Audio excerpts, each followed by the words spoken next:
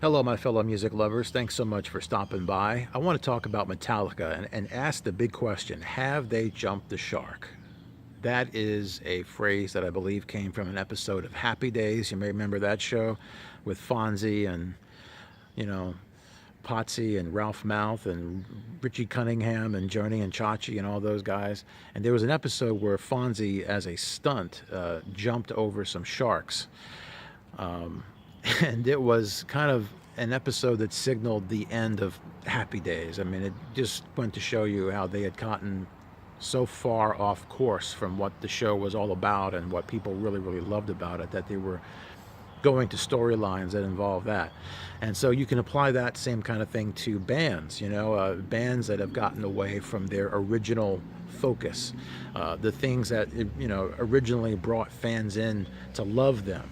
And Metallica is often a target of this kind of thing, asking if Metallica has jumped the shark and when they did. I mean, let's face it, Metallica has done its share of uncool things in terms of speed metal bands, in terms of bands that pioneered the whole speed metal genre, along with Slayer and Megadeth and many other bands too.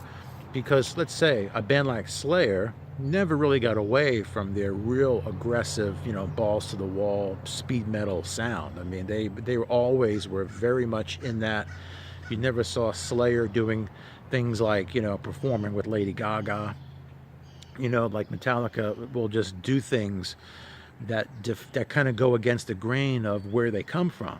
And they've done this many, many times. And I think some fans are kind of at a point where it's like, all right, guys, are you guys a real metal band, or are you like, or are you guys just up for anything, because like I said, you can take a look at bands like Megadeth and Slayer, and they've always kind of stayed true to where they came from, whereas Metallica is off making, if they're not out with Lady Gaga, they're in therapy and filming it and putting it out in a documentary so we can see, them talking to their shrinks, or they're making an album with Lou Reed. Remember that one, Lulu?